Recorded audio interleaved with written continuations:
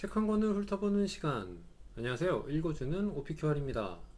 이번에 읽어볼 책은 권력의 법칙입니다. 권력이라는 단어는 현대사회에서 이기적이라는 단어처럼 괜히 부정적인 이미지를 갖고 있습니다. 하지만 조금만 관심을 가지면 알 수 있습니다. 거의 모든 사람들은 권력이라는 단어만 사용하지 않을 뿐 겉으로 드러내지 않고 있다는 것.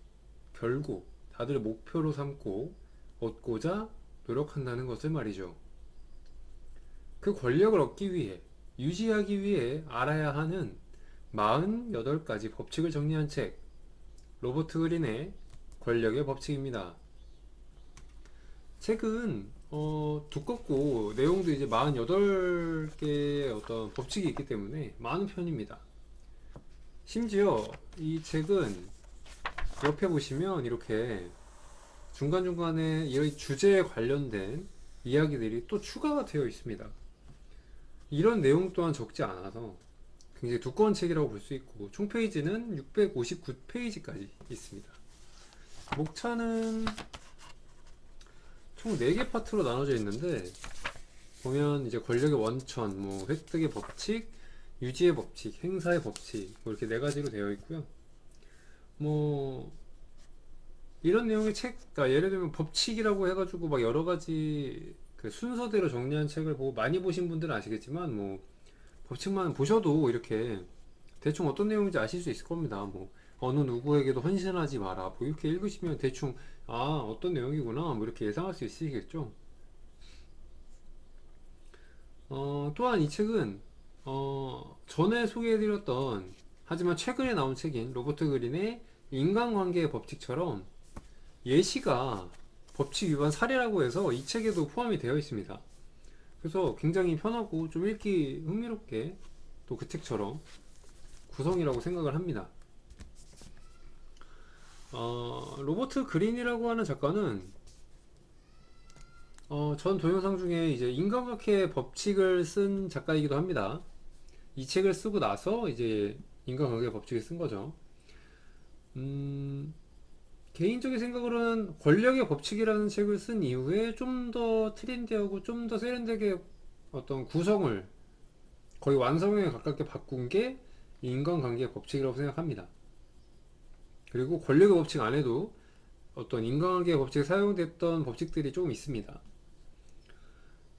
저는 이 책을 이제 5년 전에 읽었는데요. 친구 추천으로 읽었습니다. 근데 그때도 생각했던 거고, 그때 남겨놨던 어떤 블로그의 글을 봐도 알 수 있는 거지만, 지금 다시 읽어봐도 굉장히 잘 쓴 책인 건 확실합니다. 이런 법칙을 어떻게 이렇게 나열한 책 중에는 정말 로버트 그린이라고 하는 사람이 굉장히 잘 쓰는 편이라는 생각이 다시 한번 들었고요. 해당 법칙에 맞는 예시, 그죠? 예시가 나오고, 반대급부에 대한 언급도 있고요. 반대급부는 이제 만약 이 법칙을 지키지 않는다면이라는 이제 반대급부에 대한 언급도 있어요. 굉장히 좀 불편함이 없는 구성입니다. 두 번째 읽은 거지만 내용이 굉장히 많아서 사실 법칙 48가지 다 기억하진 못합니다. 그래서 제가 이 책을 두 번째 읽고 나서 내린 결론이 어떻게 보면 첫 번째 읽고 나서 내린 결론과 좀 비슷한데, 48개 법칙 중에 내가 할 수 있는 것, 48개나 되거든요.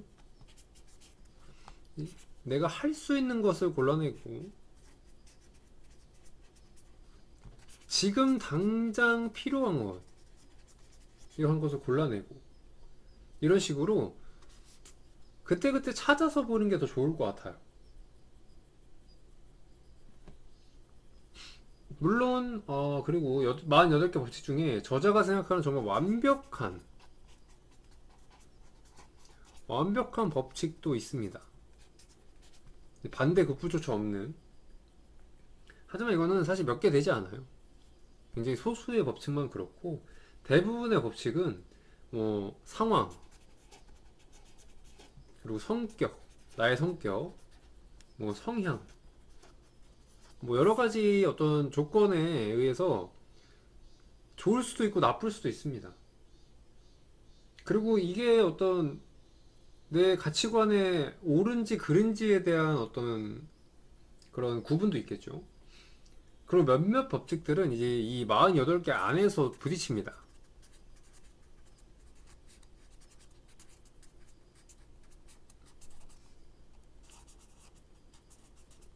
근데 이건 어쩔 수가 없어요. 예를 들면 그거죠. 이제 A라고 하는 예시가 있을 겁니다. 이제 A라고 하는 예시가 뭐, 뭐 예를 들면 세모라는 법칙에서는 완벽한 예시였어요. 근데 이 A라고 하는 사람이 네모라는 법칙에 가면 되게 실패한 케이스가 됩니다.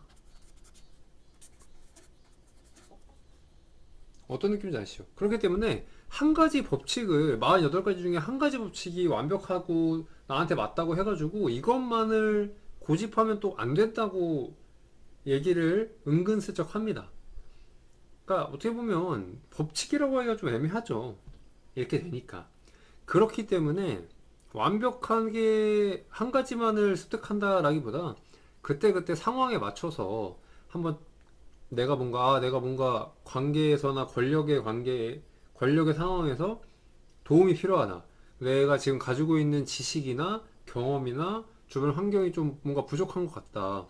라고 했을 때 어느 정도의 의견을 구하는 정도의 책이라고 해야 될까요? 그러니까 48개를 한번 보는 거죠. 이제 그 중에서 내가 지금 사용할 수 있는 것들, 뭐 필요한 것들 이제 골라내는 그 정도로 사용하는 게 맞다고 생각합니다. 이 책을 뭐 다 외울 필요는 없는 것 같아요.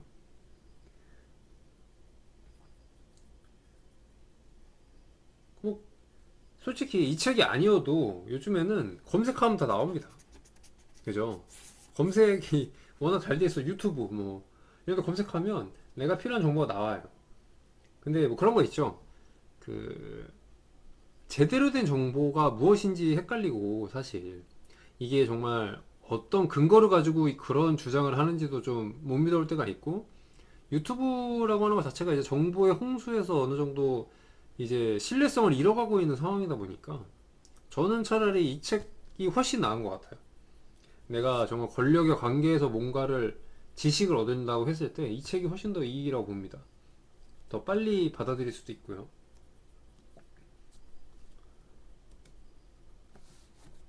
뭐 시간이 된다면 뭐 다 읽어봐도 좋지만 뭐 저는 그렇게까지 시간이 많으신 분이 없을 것 같아요. 뭐 되게 길기도 하고. 그리고 또 하나 저는 이 책에서 진짜 흥미로운 부분은 아까 잠깐 말씀드렸던 이 옆에 나오는 이야기들이거든요. 이 옆에 나오는 이야기들이 우화 같은 내용이에요. 뭐 지금 이게 처음으로 펴서 나온 건데 뭐 예를 들면 뭐 쇼펜하우의 짧은 이야기죠. 뭐 이런 식으로 나오거든요. 이 내용들이 생각보다 훨씬 이 책의 내용보다 여기 나와 있는 이런 짧은 글들 누군가의 이야기 뭐 쇼펜하우의 이야기가 또 나와 있네요. 뭐 이런 식으로 나와 있는 이 얘기들이 훨씬 더 많은 지식을 전해준다고 생각합니다. 그거는 뭔가 정제되지 않은 거거든요. 그래서 내가 해석하기 나름이고 내가 어떻게 이걸 받아들이냐에 되게 개개인의 차이가 되게 클 것 같아요. 그러니까 만약에 이 책을 사고 읽어본다면 뭐 48가지 법칙도 중요하지만 그 옆에 있는 작은 이야기들도 놓치지 않았으면 좋겠어요. 제 경우에는 뭐 이 옆을 보다 보면 조지프 옐로우 케이트 베일이라는 되게 희대의 사기꾼 얘기가 되게 많이 나오는데 그 사람에 대해서 되게 호기심이 생겼어요. 어떻게 사람을 저렇게 잘 속일까라고 하는 뭐 그 사람의 예시는 이 권력의 법칙에도 나오니까 한번 보시면 될 것 같습니다. 아, 질문 하나 드려볼게요. 이 권력이라는 단어는 지금 영어로 되어 있지만 영어 단어가 더 어떻게 보면 직관적인데 파워라고 하는 단어가 사용이 됩니다. 그리고 파워는 너무나 광범위하죠. 너무나 많은 의미를 가질 수 있고 너무나 많은 의미를 부여할 수 있습니다. 이 힘의 어떤 우위라고 볼 수 있겠죠. 이 힘의 우위라고 하는 게 이제 권력이라고 본다면 저나 뭐 이 영상을 보시는 분들이 혼자 모든 것을 해결하지 않는 이상 누군가와는 관계를 맺게 되거든요. 이렇게 되면 우위라고 하는 게 발생할 수밖에 없는 게 어떻게 보면 좀 안타까운 부분이죠. 지금 여러분이 권력이라고 하는 단어는 좀 너무 그렇고요. 이런 힘의 우위, 관계에서 어느 정도 우위를 갖고 싶은 사람이 있나요? 지금 떠오르시는 분이 있으신가요? 뭐 누구를 대상으로 어느 정도 이렇게 권력에 대한 어떤 스킬이라고 할까요? 이런 걸 좀 이용해 보고 싶으신가요? 뭐 그런 부분이 좀 궁금하네요. 뭐 그런 것도 있죠. 저는 서비스 같은 걸 받을 때 되게 조심스러운 편이에요. 예를 들면 뭐 머리를 깎는다든지 뭔가 주문을 한다든지. 왜냐면 기본적으로 그런 나한테 뭔가 서비스를 해주는 사람한테 내가 강하게 해봤자 돌아오는 게 많지가 않다는 생각을 합니다. 뭐 끽해봐야 환불 정도겠죠. 그죠? 그럼 환불을 그냥 좋게 말해도 해주는 부분이 많으니까 굳이 되게 강하게 하지 않는데, 그럼에도 불구하고 가끔은 되게 좀 힘의 우위라고 하기 좀 그렇지만 그 사람에게 뭔가 당당하게 요구하고 싶을 때가 있어요. 근데 내가 잘 모르는 거지. 이거는 어떤 지식적인 어떤 그 부족함일 수도 있지만 그 또한 권력의 차이거든요. 예를 들면 머리를 자를 때 어떤 식으로 잘라주세요가 굉장히 힘듭니다. 뭐 여기는 어떻게 막 이렇게 잘 못하거든요. 그래서 가끔 제 예상보다 머리가 더 짧게 잘라지거나 막 더 지저분하게 잘라질 때가 있어요. 뭐 그런 경우에는 그 지식의 어떤 차이겠지만, 뭐 공부를 그렇다고 제가 하는 건 아니겠지만 좀 더 이렇게 권력의 우위처럼 힘의 우위를 가진 것처럼 좀 편하게 이렇게 지시를 할 수 있으면 좋지 않을까? 뭐 이런 생각을 하거든요. 이런 작은 부분도 있을 것이고, 뭐 여러분의 직장 생활이나 뭐 사회 생활이나 뭐 친구 생활에서도 있을 것이고, 뭐 혹시나 있는지 한번 생각해 보시면 좋을 것 같습니다. 책은 많이 읽는 것보다 맞는 책을 고르는 게 더 중요하다고 생각합니다. 맞는 책을 고르는 데 도움이 됐으면 좋겠고요. 지금까지 저는 오피큐알이었습니다. 감사합니다.